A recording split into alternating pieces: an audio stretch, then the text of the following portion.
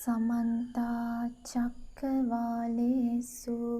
अत्रा गच्छन्तु देवता सद्धम्मं मुनिराजस्स सुनन्तु सग्गमुक्खदं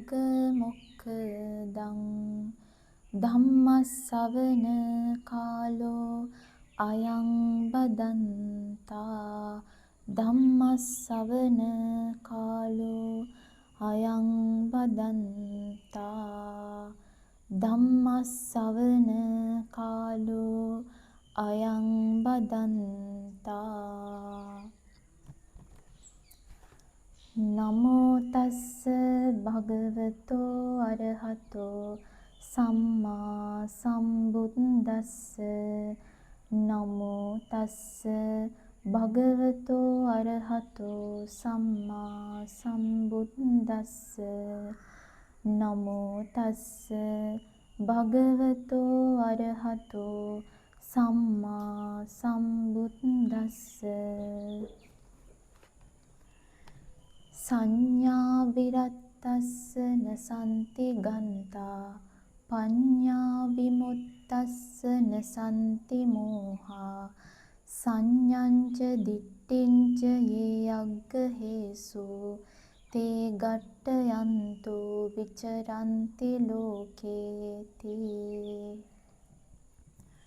සද්ධර්ම ශ්‍රවණාබිලාෂී ගුණබර වාසනාවන්ත පින්වත්නි, භාග්‍යවත් බුදුරජාණන් වහන්සේ නමක් ලෝකයට පහළ වෙලා ලෝක සත්වයා කෙරෙහි කරුණාවෙන් ලෝකයට එළිපෙහෙළි කොට වදාළ උතුම් චතුරාර්ය සත්‍ය ධර්මයෙන් බිඳක් කෙටියෙන් නමුත් ශ්‍රවණය කරන්නටයි ওই පින්වතුන් මේ මොහොතේ සැදී පැහැදී සිටින්නේ.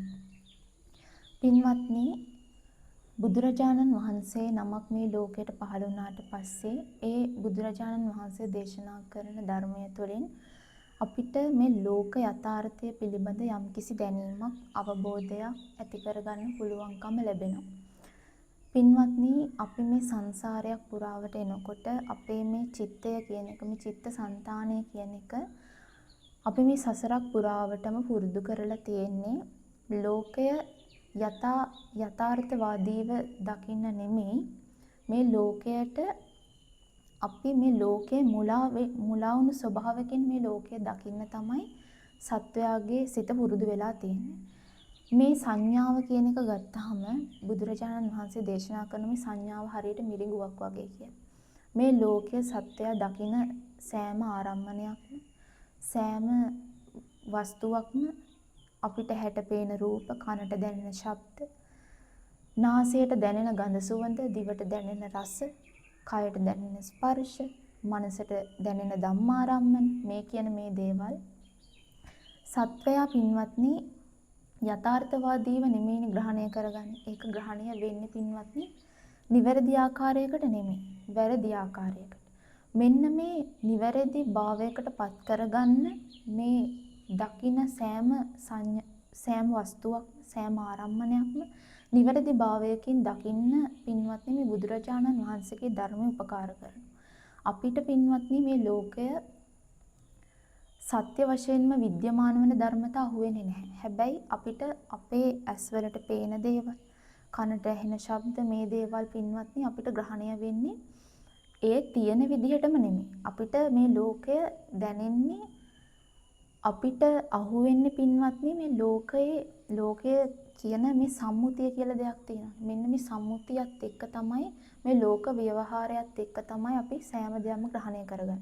මේ ලෝකයේ සම්මුතිය සහ පරමාර්ථය කියලා කොටස් දෙකක් තියෙනවා. මේ සම්මුතිය කියලා කියන්නේම පින්වත්නි සත්වයා විසින් පනවාගත් දේවල් වලට, ප්‍රඥප්තිය කියලා කියන්නේ පනවාගත් දේවල් වලට.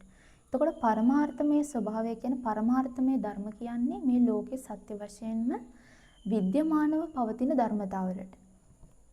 සත්‍ය වශයෙන් විද්‍යමානව පවතින ධර්මතා පින්වත්නි සත්වයාට අහුවෙන්නේ නැහැ. මොකද ඒ දේවල් සත්වයාට අහුවෙන්නේ නැත්නම් සත්වයා තුල පින්වත්නි පනවා ගැනීම, ප්‍රඥප්ති, ඝන සංඥා, මෙන්න මේ දේවල් තියෙන නිසා සත්වයාට ඒ යථාර්ථය කියන එක, පරමාර්ථමය ස්වභාවය කියන එක අහුවෙන්නේ නැහැ. පින්වත්නි, මේ ලෝකයේ තියෙන අනිත්‍ය වූ ධර්මතා සත්වයා නිට්ටය විදිහට ගන්නවා. දුක්ඛ වූ ධර්මතා සුඛ විදිහට ගන්නවා. අනාත්ම වූ ධර්මතා ආත්ම විදිහට ගන්නෙම සත්වයා තුළ මේ තියෙන සංඥාවන් වැරදි ආකාරයට වැරදි විදිහට ග්‍රහණය වීම තුලින්. පින්වත්නි, බුදුරජාණන් වහන්සේ දේශනා කරන මේ ප්‍රඥප්ති තුනක් පිළිබඳව. එකක් තමයි සමෝහ ප්‍රඥප්ති. මේ සමෝහ ප්‍රඥප්තිය කියලා කියන්නේ පින්වත්නි, මේ ලෝකයේ තියෙන වස්තු අපිට හැට පේන ඒවා වේවා, කනට දැනෙන වේවා, නාසයට දැනෙන ගඳ සුවඳ වේවා, මේ හැම වස්තුවක්ම පින්වත්නි දැන් අපිට රූප ගත්තාම මේ රූපය කියන එක අපිට සමූහයක් විදිහට තමයි පේන්නේ. අපිට මේ රූපයන්ගේ යථා ස්වභාවය තේරෙන්නේ නැහැ පින්වත්නි. ඒ ආකාරයෙන්ම ගන්න පුළුවන් මනසක් අපිට නැහැ. හැබැයි බුදුරජාණන් වහන්සේගේ සර්වඥතා ඥානය කියන එක මේ සෑම රූපයකම බෙදීම් විභජනය කරලා දකින්න පුළුවන් ඥානයක්. මේ රූපයන්ගේ වේවා මේ සෑම වස්තුවකම වේවා පින්වත්නි, මේ බෙදා දැක්වීම වශයෙන් මේ විභජනය කිරීම වශයෙන් සර්වඥතා ඥානයකට අහු වෙනවා. මේ රූපය කියන එක ගත්තාම මේ රූපය හැදිලා තියෙන පින්වත්නි, බුදුරජාණන් වහන්සේ දේශනා කරනවා පඨවි ආපෝ තේජෝ වායෝ කියන මෙන්න මේ සතර මහා භූතයන්ගෙන් තමයි මේ රූපය නිර්මාණය වෙලා තියෙන්නේ. ඒ නිර්මාණය වෙච්ච රූපය සතර මහා භූතයන්ගෙන් නිර්මාණය වෙච්ච රූපය පින්වත්නි, යම් තැනකද මේ පඨවිය ආපෝ තේජෝ වායෝ කියන සතර එකතු වෙන්නේ, අන්න එතන පින්වත්නි වර්ණයක් පිහිටනවා, ගන්ධයක් පිහිටනවා, රසයක් පිහිටනවා, ඕජාවක් පිහිටනවා. මෙන්න මේ කියන ශුද්ධාෂ්ටක, මෙන්න මේ අටට කියනවා ශුද්ධාෂ්ටක කියලා. මෙන්න මේ ශුද්ධාෂ්ටක 8 කියන මෙන්න මේ රූප කලාපය. මෙන්න මෙතන තමයි පින්වත්නි රූප කලාපය නිර්මාණය. මෙන්න මේ වගේ රූප කලාප රාශියක් එකතු වෙලා තමයි යම්කිසි වස්තුවක් හැදිලා තියෙන්නේ. දැන් අපේ මනුෂ්‍ය ශරීරය ගත්තාම මේ රූප කලාප රාශියකින් තමයි හැදිලා තියෙන්නේ. මේ රූප කලාප රාශියකින් නිර්මිත වෙච්ච මේ රූපය සත්වයා මොකද කරන්නේ? මේක ඒකත්වයෙන් අරගෙන සත්වයක් ඉන්නවාය කියලා ආමන්ත්‍රණය කරනවා. අම්මා තාත්තා නංගි මල්ලි කියලා. මේ විදිහට සත්වයක් ඉන්නවාය, කවුරු හරි ඉන්නවා කියලා මෙන්න මෙතන පනවා ගැනීමක් සිද්ධ කරනවා. මේකට කියනවා සමූහ ප්‍රඥප්තිය කියලා. සමූහයක් වශයෙන් අරගෙන මේ සෑම රූපයක්ම මේසයක් වේවා පුටුවක් වේවා, අපි දැන් මේසය පුටුව කිව්වට පින්වත්නි සත්‍ය වශයෙන් මෙතන මේසයක් පුටුවක් නැහැනේ. මේසයක් පුටුවක් සත්‍ය වශයෙන් එතන විද්‍යමානව පවතින්නේ නැහැ. පවතින්නේ නැත්තේ පින්වත්නි කල්පනා කරන්න මේක විභජනය කරලා බැලුවොත්. මේ මේසය කියන එක ගන්නකො. මේසය කියන එක අපි බෙදලා දැක්කුවොත් කකුල් හතරකුයි ලෑල්ලකුයි පිටලා තියෙනවා. තවත් එක කඩලා බැලුවොත් අපි පුංචි පුංචි ලී කුඩු ටිකක් අපිට ඉතිරි වෙනවා.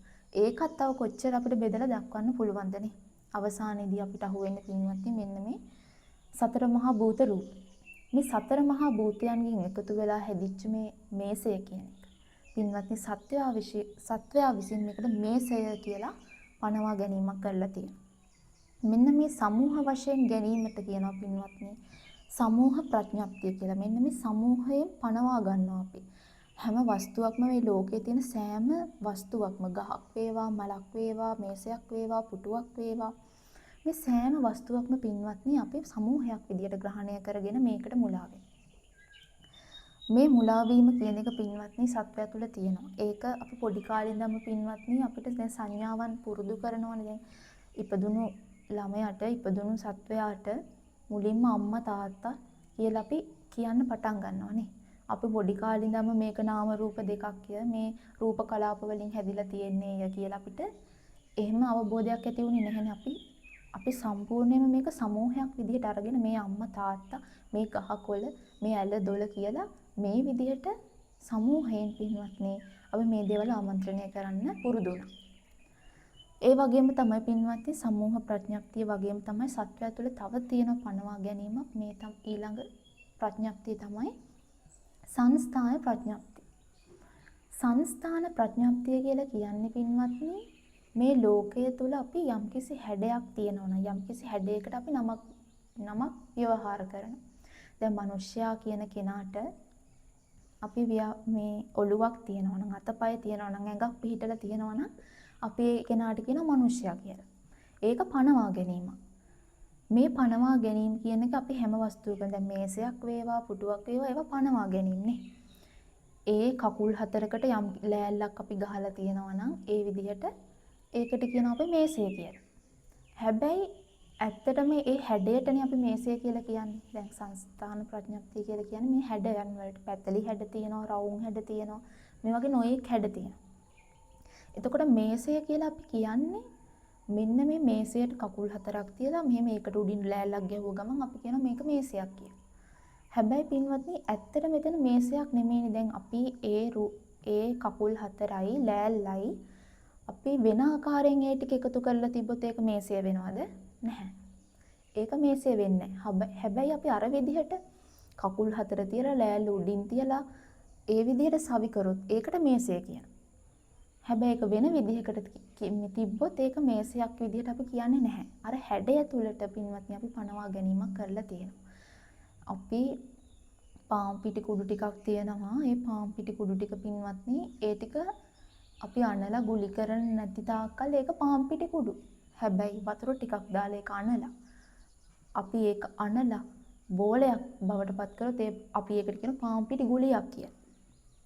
අන්න ඒ වගේ පින්වත්නි මේ ලෝකේ අපි පනවා ගැනීම සිද්ධ කරලා තියෙනවා. දැන් සිමෙන්ති ටිකකුයි වැලි ටිකකුයි අනලා ගල් ටිකකුයි අනලා වතුර දාලා ඇනුවට පස්සේ අපි ඒකට කියනවා කොන්ක්‍රීට් කියලා. හැබැයි ඒ ටික වෙන වෙනම තියෙද්දි අපිට ඒකට කොන්ක්‍රීට් කියන්න බැහැනේ. නෑ. අපි අර ඒ ටිකට පින්වත්නි අර ඒ ස්වභාවයට කියන්නේ හැඩයන් යම්කිසි හැඩයක් අපි මේ ලෝකයේ දීලා තියෙනවා නම් ඒ වස්තු වලට අපි ඒකෙන් ආමන්ත්‍රණය කරනවා මේ අම්මා, මේ තාත්තා, මේ නංගි. දැන් නංගි කියලා හඳුනගන්නේ ඒ හැඩයටනේ. නංගි උසයි කළුයි මේ විදිහට අපි යම්කිසි හඳුනා ගැනීමක් කරලා තියෙනවා. ඒ නිසා මේ නංගි, මේ අම්මා, මේ තාත්තා කියලා යම්කිසි හැඩයකට අපි මේ ආමන්ත්‍රණය කරනවානේ. යම්කිසි වටිනාකම් මේ වස්තු වලට කොච්චර දීලා තියනවද නේ පින්න. දැන් මැණික් කියන එක ගත්තාම මේ ලෝකේ වටින වස්තුවක්. හැබැයි ගලක් කියන එක අපිට වටිනා දෙයක් නෙමෙයි. හැබැයි ඒ දෙකේම පවතින රූප කලාප හැම එකක්ම රූප කලාපනේ. හැබැයි ඒකට වටිනාකමක් දීලා තියෙනවා ලෝකයා විසින්. ඒ සම්මුතිය, ඒ පනවා ගැනීම. ඒ නිසා පින්වත්නි මේ පනවා ගැනීම නිසා සත්වයා මුලා වෙනවා. මේ ලෝකයට මුලා වෙනවා. මේ ලෝකේ යථාර්ථය යට අහු වෙන්නේ නැහැ. විද්‍යමානව පවතින ධර්මතා යට අහු වෙන්නේ නැහැ. මේ පනවා ගැනීම නිසා සත්වයා මේවට මුලා වෙනවා. පින්වත්නි ඊළඟ ප්‍රඥප්තිය තමයි සන්තති ප්‍රඥප්තිය. සන්තති ප්‍රඥප්තිය කියලා කියන්නේ පින්වත්නි මේ ලෝකයේ සෑම වස්තුවක්ම අපිට පේනවා කාලයක් පවතිනවා වගේනේ. කාලයක් පවතිනවා වගේ අපිට පේනවා. හැබැයි ඒව ඇත්තටම කාලයක් පවතින්නේ නැහැ. රූප කලාපයක ආයුෂය චිත්තක්ෂණ කීයද? චිත්තක්ෂණ 17. චිත්තක්ෂණ 17න් 17ට වෙනස් වෙන මේ රූප කලාපයන් පින්වත්නි මේ වස්තු වල වෙනස් වීම කියන එක අපිට පේන්නේ නැහැ. මේ කාලයක් පවතිනවා කියලා පේනවා. මේ ගහ කාලයක් තියෙනවා. මේ අම්මා තාත්තා කාලයක් ඉන්නවා. අවුරුදු 60ක් 70ක් ජීවත් වෙනවා. මිනිස්සයා අවුරුදු 60ක් 70ක් 80ක් ජීවත් වෙනවා. මේ මේසේ කාලයක් තියෙනවා. මේ පුටුව කාලයක් තියෙනවා කියලා අපිට පේනවනේ. හැබැයි පින්වත්නි අපිට ඒ පේන්නෙම ඒ තියෙන සන්තති ප්‍රඥප්තියට මුලා වෙන. කාලයක් අපිට මේක තියෙනවා. කාලයක් අපිට මේ දේවල් පවතිනවා වගේ පේනවා කියන්නෙම ඒ ඔබ අර සන්තති ප්‍රඥප්තියට මුලා වෙලා ඒ පනවා ගැනීම කරලා තියෙන නිසාමයි.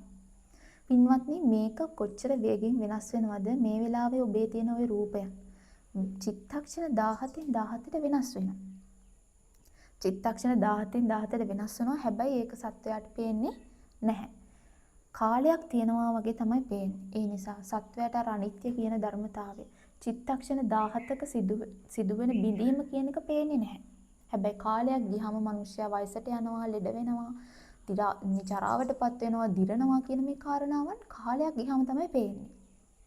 මලක් උදේ පිපිච්ච මල හවසට පර වෙනවා කියන එක අපි හවසට දකිනවා මිසක් පිපිච්ච වෙලාවෙ ඉඳන් පර වෙනවා කියන කතාව චිත්තක්ෂණ 17ක් පාසා මේ රූපයන් බිඳෙනවා කියන කාරණාව සත්‍යයට තේරෙන්නේ නැහැ. ඒක වැටහෙන්නේ නැහැ. ඒ මොකද සත්‍යය තුළ සන්තති ප්‍රඥප්තිය කියන එක තියෙන නිසා. ඒ නිසා පින්වත්නි මෙන්න මේ කියන ප්‍රඥප්ති තුන සත්‍යය තුළ තියෙනවා. මේ වැරදි සංඥාවන් මේ විදිහට සත්වයා මේ පනවා ගැනීම කරලා තියෙන නිසා සත්වයා මේ ලෝකෙට මුලා වෙනවා. පින්වත්නි, මේ ලෝකයට අපි සත්වයා මුලා වෙන්නේ හරියට දැන් හිතන්නකො කුඹුරක පඹේ හිටවල තියෙද්දී පඹයව දකින කුරුල්ලට හිතෙන්නේ එයා මිනිස්සෙක් කියලානේ. මිනිස්සෙක් ඉන්නවා කියලා තමයි හිතන්නේ. හැබැයි මිනිස්සයා දන්නවා එයා පඹෙක් කියලා. මිනිස්සයා දන්නවා එයා පඹෙක් කියලා. හැබැයි අර සත්වයාට තේරෙන්නේ නැහැ. එයා පඹෙක් නෙමෙයි මිනිස්සෙක් කියලා තමයි හිතන්නේ. අන්න ඒ වගේ මේ ලෝක සත්වයා පින්වත්නි මේ නාම රූප ධර්මතාවලට සත්පුද්ගල භාවයක් ආරෝපණය කරගෙන මොකද කරන්නේ? මේක මෙතන සත්වෙක් ඉන්නවායි පුද්ගලෙක් ඉන්නවායි කියලා වැරදි සංඥාවෙන් සංඥා විපල්ලාස මේ වැරදි සංඥාවෙන් මේ ලෝකය ග්‍රහණය කරගන්න. ග්‍රහණය වෙනවා. ඒ නිසා පින්වත්නි අපි කොහොමද මේ ලෝකය හරියාකාරයෙන් දැනගන්නේ මේ සංඥාව දුරු කරගෙන කොහොමද අපි මේ ප්‍රඥාප්තිය කියන එක කඩාගෙන මේ පනවා ගැනීම කඩාගෙන ලෝකය දකින්නේ? පින්වත්නි දැන් හිතන්නකෝ උදාහරණයක් විදියට මේ ගිනි බෝල කරකවනවා දැකලා තියෙනවනේ. ඔය ගිනි බෝල කරකවද්දී ඔය ගිනි බෝල කරකවනකොට ඒකේ වේගවත් ක්‍රියාකාරීත්වය නිසා වේගෙන් කරකවනවනේ. ඒ පන්දම කියන එක වේගෙන් කරකවන. ඒ කරකවනකොට ඔබට පේන එක ගිනි වලල්ලක් වගේනේ. වලල්ලක් වගේ ඔබට ඒක පේනවා. ඒ පේන්නෙම පින්වත්නි ඒකේ තියෙන වේගවත් ක්‍රියාකාරීත්වය නිසා නේද? ඒකේ තියෙන වේගවත් ක්‍රියාකාරීත්වය නිසා. ඒකේ තියෙන වේගවත් ක්‍රියාකාරීත්වය සත්‍ය ඒකත්වයෙන් අරගෙන ඒක ගිනි වලල්ලක් කියලා අපිට පේනවා. හැබැයි පින්වත්නි සත්‍ය වශයෙන් එතන ගිනි වලල්ලක් නැහැ. මෙන්න මේ වගේ පින්වත්නි සත්වයාගේ මේ සිද්ධ වෙන වේගවත් ක්‍රියාකාරීත්වය නාම රූපයන්ගේ සිද්ධ වෙන ඉපදෙමින් බිඳෙමින් සිදු වෙන වේගවත් ක්‍රියාකාරීත්වය සත්වයා ඒකත්වෙන් ගැනීම තුළින් මේකට යම්කිසි වටිනාකමක් දීලා සත්පුද්ගල භාවයක් මේකට ආරෝපණය වෙනවා. ඒ නිසා පින්වත්නි මේ සංඥාව වගේම පින්වත්නි දැන් තව බුදුරජාණන් වහන්සේ දේශනා කරන මේ ලෝකයා පින්වත්නි ඝන සංඥාවෙන් වැහිලා ඉන්නවා. ඝන සංඥාව කියලා කියන්නේ මේ ඝන සංඥාවත් බුදුරජාණන් වහන්සේ සංඥා හතරකට ඝන සංඥා හතරක් දේශනා කරනවා. සමූහ ඝන, සන්තති ඝන, කෘත්‍ය ඝන, ආරම්මන ඝන වශයෙන්. සමූහ ඝනේ කලින් කතා කරා වගේම තමයි මේ සන්තති ඝනයත් ඒ වගේමයි. මේ සමූහයක් විදිහට ගන්නවා සත්‍ය කාලයක් පවතිනවා විදිහට ගන්නවා. මේ කාලයක් පවතිනවා මේ සමූහයක් විදිහට ගැනීම තුළින් සත්‍යය මේ ඝන සංඥාවෙන් මුලා වෙනවා. ඒ වගේම තමයි පින්වත්නි මේ කෘත්‍ය ඝණය කියලා කියන්නේ යම්කිසි කාර්යයක් සත්වයා කරනකොට ඒක ඒකත්වයෙන් ගන්නවා. හිතන්න ඔබ අත උස්සනවා. අත පහළට දානවා. කකුල උස්සනවා. කකුල පහළට දානවා. ගමන් කරනවා. ඉඳ ගන්නවා. හිට ගන්නවා. මේ වගේ යම්කිසි ක්‍රියාවන් සත්වයා කරනවා. මේ කරන ක්‍රියාවන් සත්වයා ඒකත්වයෙන් ගන්නවද නැද්ද? ඒකත්වෙන් ගන්නවා. මම මේ නැගිට්ටා. මම දැන් මේ බණ කියනවා. මම දැන් මොකද්ද? මම දැන් උයනවා. මම දැන් අතු ගන්නවා. මේ වගේ සත්වයා මේ හැම කාර්යයක්ම ඒකත්වයෙන් ගන්නවා. හිතන්නකෝ දැන් උයනවා කියන කතාව පින්වත්නි කොච්චර අම්මා කෙනෙක් ඒ කාර්ය කරන්න උයද්දි කොච්චර වැඩ මේ කන්දරාවක් කොච්චර වැඩ කන්දක් කරනවද? මේ එළවලු හොදනවා, එළවලු කපනවා, මිරිස් 3-5 දානවා, වතුර දානවා, පොල් ගානවා මේ වගේ කාර්යයන් විශාල ප්‍රමාණයක් කරනවානේ. හැබැයි ඒ විශාල කරන කාර්යයන් ඒ හැම කාර්යයක්ම අපි ඒකත්වෙන් අරගෙන කියනවා මම ඉව්වා කියලා. ඉව්වා කියන එක වචනයෙන් කියනවා පින්වත්නි. නේ? අර කොච්චර කාර්යයක් කරලාද අපි දැන් ඉව්වා කියලා කියන්නේ. ඒ කාර්යය පින්වත්නි අපි මේ වගේ තමයි අපි කරන සෑම කාර්යයකදීම පින්වත්නි අපි ඒක ඒකත්වෙන් අරගෙන සෑම ක්‍රියාවක්ම ඒකත්වෙන් අරගෙන ඒකට මුලා වෙනවා. දැන් අත උස්සනවා කියන කතාව ගන්නකො. මේ අත උස්සනවා කියලා කියන්නේ පින්වත්නි ඒකටත් කොච්චර ක්‍රියාවලියක් සිද්ධ වෙනවද? ඔබට හිතක් පහළ වෙලා ඒ හිතට අනුරූපීව චිත්තකිරිය වායෝ ධාතුව කියන ඒ වායෝ ධාතුව හරහා පින්වත්නි අපේ අත එසවීම කියන එක සිද්ධ වෙනවා. හැබැයි ක්‍රියාවලිය සත්වයා ඒකත්වෙන් ගන්නව නැත ඉස්සුවා කියලා. මේ ක්‍රියාවලිය ඒකත්වෙන් ගන්නවා පින්වත්. දැන් බණ කියනවා කියන කතාව අපි බණ කොච්චර කියලා අවසානයේදී බණ කිව්වා කියලා එක වචනයෙන් එක අපි කතා කරනවා. හැබැයි ඒකේ පිටිපස්සේ තියෙන ක්‍රියාවලිය කොච්චරක්දනේ. ඒ නිසා පින්වත්නි සත්වයා මේ කෘත්‍ය ගණය කියන එකට මුලා වෙනවා. මේ සෑම කාර්යයක්ම සත්වයා කරනවා, ඇවිදිනවා, හිට ගන්නවා, ගමන් කරනවා. මේ ගමන් කරනකොටත් කොච්චර මේ ක්‍රියාවක් සිද්ධ වෙනවද සත්වයා ඒක එකත්වෙන් ගන්නවා.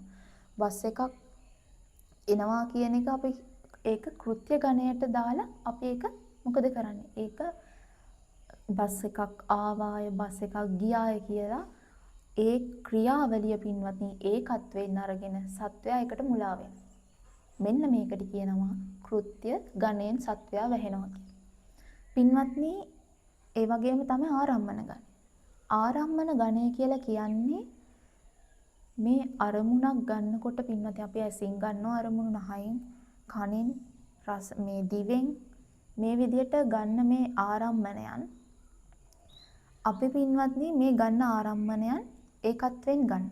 මේ එකත්වෙන් ගැනීම සිද්ධ වෙන්නේ දැන් අපිට උදාහරණයක් විදිහට හැට පේන සෑම රූපයක්ම අපි දැක්කා කියලා ගන්නවා. හැබැයි මේ දැකීම කියන එක සිද්ධ වෙන්න කොච්චර සිත් පහළ වුණාද කියලා ඔබ දන්නවද? නැහැ. මේක කතා කරනවා චිත්ත වීතිවලදී පින්වත්නි. මේ සිතකට පින්වත්නි දැන් ඔබ එක හිතකින් මේ ලෝකය දකිනව නෙමෙයි. හිත ගණනාවක් ගියාට පස්සේ තමයි ඔබට යම්කිසි රූපයක් පේන්නේ. මේ සිත පින්වත්නි භවංග සිත කියන ප්‍රකෘතිමත් සිත මේ භවංග සිත කියන එක බිඳිලා භවංග චලනය වෙලා භවංග උපච්ඡේදනය වෙලා පංචද්වාරා වජ්ජන සිතත් පහළ වෙලා ඊට පස්සේ තමයි චක්කු විඥානය කියන සිත ඇති වෙන්නේ. දැක්කා කියලා කියන්න පුළුවන්කම ලැබෙන්නේ. එතකොට පින්වත්නි සිත් කීයකට පස්සේද ඔබ දැක්කා කියන එක අපිට කියන්න පුළුවන් නේ. හැබැයි සත්වයා මේකේ ක්‍රියාකාරීත්වය මේ වෙනම සිදුවෙන සිත් පරම්පරාවේ ක්‍රියාකාරීත්වය ඒකත්වයෙන් අරගෙන සත්වයා දැක්කාය මම ගියාය මම බණ කිව්වාය මම ඇහුවාය මම රස වින්දාය මේ කෑම එක කෑවාය කියලා මේ ආරම්මන වශයෙන් පින්වත්නි සත්වයා ඒකත්වෙන් අරගෙන ඒකට මුලා වෙනවා. එතකොට කෙනෙක් මේ සිත පිළිබඳව අධ්‍යයනය කරලා තියෙනවා නම් චිත්ත වීති පිළිබඳ අධ්‍යයනය කරලා තියෙනවා නම් ඒ කෙනාට තේරෙනවා මේ සිත කියන්නේ පින්වත්නි කොච්චර වේගෙන් චිත්තක්ෂණයකින් නිරුද්ධ වෙන ධර්මතාවයක්. මේ චිත්තක්ෂණයෙන් නිරුද්ධ වෙන සිත පින්වත්නි ඔබ රූපය දැක්ක හිතින් නෙමෙයි දැක්ක හිත විනිශ්චය කරන්නේ නේ. ඔබ දැක්ක හිතින් නෙමෙයි විනිශ්චය කරන්නේ. විනිශ්චය කරලා ඔබ ඒ දකින ආරම්මණය ඒ දැක්ක ආරම්මණයේ රසය විඳින්නේ වෙන සිතකින්. වේදනාව කියන චෛතසිකයෙන්.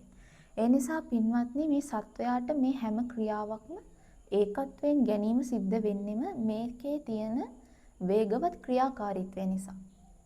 සත්වයා මේ ඝන සංඥාවන් වලට මුලා වෙන්නෙම මේ වේගවත් ක්‍රියාකාරීත්වය නිසා. ඒ නිසා පින්වත්නි සත්වයා මේ අනන්ත සංසාරයක් පුරුදු කරපු මේ හිත සසරක්ම පින්වත්නි පුරුදු කරලා තියෙන අපි මේ ලෝකය ග්‍රහණය කරගන්න මේ වැරදි ආකාරයෙන් ග්‍රහණය කරන්න පුරුදු කරලා තියෙන. හැබැයි ඒක ලේසි නෑ පින්වත්නි ඔබ නිවැරදි කරගන්නවා කියන එක. ඒක කරන්නම වෙන්නේ භාවනාවකින්. භාවනාවකින් තමයි ඔබ ඔය මේ ලෝකය දකින විදිහ, මේ ලෝකය ග්‍රහණය කරගන්න විදිහ, මේ දේවල් ඔබට ඍජු භාවයකට, නිවැරදි දෘෂ්ටියකින් දකින්න පුළුවන්කම ලැබෙන්නේම භාවනාවකින්. ඒ නිසා පින්වත්නි අපි විසින් මේ සංඥාවන් කොහොමද මේ ප්‍රඥප්තියෙන් මේ ඝන සංඥාවන් දුරු කරලා මේ ලෝකේ යථාර්ථවාදීව දකින්න පුළුවන් නම් කෙනෙක්ට ඒ දකින්න කෙනාට තමයි පින්වත්නි මේ ලෝකයේ යථා පැවැත්ම තේරුම් ගන්න පුළුවන්කම ලැබෙන්නේ. එහෙම ලෝකේ යථාර්ථය තේරුම් ගත්ත කෙනා මේ ලෝකයට තවත් කලකිරෙනවානේ. මේ පැවැත්මට පින්වත්නි කලකිරෙනවා. මේක දුකයිනේ. මේ පැවැත්මම දුකක්. මේ ස්කන්ධ සහිත ලෝකයේ පැවැත්මම දුකක්. ඒ දුක තේරුම් අරගෙන සත්වයා දුකට කලකිරෙනවා. මේ දුකට කලකිරිලා පින්වත්නි කලකිරුණු සත්වයා මේ සසරෙන් එතෙර වෙනවා. මේ සසරෙන් ගැලවිලා යනවා. ඒ කෙනා කලකිරුණු සත්වයා මේ ලෝකෙට ඇලෙයිද? නැහැ. මේ ලෝකයට තෘෂ්ණා කරයිද? නැහැ. ඒ කෙනා මේ ලෝකෙට තෘෂ්ණා කරන්නේ නැහැ. කලකිරෙනවා. කලකිරුණු සත්වයා මේකට නොඇලෙනවා. නොඇලිලා මේකෙන් මිදිලා යනවා පින්වත්. ඒ නිසා ඒ මිදෙන්න පින්වත්නි මේ ඝන සංඥාවන් දුරු කරන්නේ නැතුව මේ ඝන සංඥාවන් වල පැටලෙන්නේ නැතුව අපි මේක ක්‍රමානුකූලව භාවනාවකට දාලා කල්පනා කරන්න. එහෙම කල්පනා කරොත් තමයි පින්වත්නි ඔබට මේ යථාර්ථය කියන එක අහුවෙන්නේ. මේ භාවනාව ගත්තාම දැන් මේක විදර්ශනා භාවනාව කියන්නේ ඔබ කල්පනා කරන්න ඕනේ. එතකොට මේ ශාසනයේ තියෙනවා විසුද්ධි 7ක්. සප්ත විසුද්ධිය. සීල විසුද්ධිය, චිත්ත විසුද්ධිය, ditthi විසුද්ධිය, කාංකා විතරණ, මග්ගා මග්ග, පටිපදා ඥාන දර්ශන විසුද්ධිය මේ විසුද්ධි 7. පින්වත්නි ක්‍රමානුකූලව කෙනෙක් මේ ditthi විසුද්ධිය, කාංකා විතරණ, මග්ගා මග්ග කියන මේ ඥාන දර්ශන උපදවගෙන මෙන්න මේ විසුද්ධීන් උපදවගෙන කෙනෙක් මේ ධර්මතාවයන් අවබෝධ කරගෙන මේ සසරෙන් එතර වෙන්න පාර මග විවර කරගන්න පුළුවන්කම ලැබෙනවා. ඒ නිසා ඒකට ක්‍රමානුකූල උත්සාහවත් වෙන්න පින්වත්නි. ඔබ තේරුම් ගන්න අපි මේ සංඥාවෙන් මේ ඝන සංඥාවන්ගෙන් මේ ප්‍රඥප්තියන්ගෙන් මුලා වෙලා මේ කරන මේ ස්කන්ධ සහිත ලෝකයක් එක්ක කරන මොකද්ද මේකට කියන්නේ පින්වත්නි? මේ ස්කන්ධ සහිත ලෝකයක් එක්ක කරන විප්‍රකාර කල්පනා කරන ඇත්තම නේද මේ සිදුවෙන ක්‍රියාකාරීත්වයේ වේගවත්භාවය කොච්චර අපිව මුලාවකට පත් කරනවද කියලා කල්පනා කරන්න. පින්වත්නි, එහෙම කල්පනා කරගෙන මේ අවිද්‍යාව කියන එක දුරු කරගන්න මේ සංසාරයක් පුරාවට පුරුදු කරපු මෝහය මේ සංසාරයක් පුරාවටම පුරුදු කරපු මේ අවිද්‍යාව කියන අන්ධකාරය දුරු කරලා මේ ලෝක යථාර්ථය තේරුම් ගන්න මේ සංසාර චක්‍රයෙන් මිදිලා ලබන්න පුළුවන් ඒ උත්තරීතර නිර්වාණ ධාතුව සාක්ෂාත් කරගන්න. ඔය පින්නතුන්ට අද දවසේ යම් කිසි ධර්මඥානයක් රැස්ුණාද? ඒ ධර්මඥානය හේතුපනිශ්‍රය වේවා පාරමිතා ධමක්ම වේවා කියලා ප්‍රාර්ථනාවක් ඇති කරගන්න. දෙවියන්ට පුණ්‍යානුමෝදනා කරමින් අදට මේ ධර්ම දේශනාව නිමාවටපත් කරමු. ආකාසට්ටා ච බුම්මට්ටා දේවා නාග මහිද්దికා පුඤ්ඤන්තං අනුමෝදිත්වා චිරං රක්칸තු ශාසනං. ආකාසට්ටා ච බුම්මට්ටා දේවා නාග මහිද්దికා පුඤ්ඤන්තං අනුමෝදිත්වා චිරං රක්칸තු දේශනං. ආකාසට්ටා ච බුම්මට්ටා දේවා නාග මහිද්దికා පුඤ්ඤන්තං අනුමෝදිත්වා චිරං රක්칸තු මං පරන්ති. හැම දිනෙකටම සම්මා සම්බුදු සරණයි.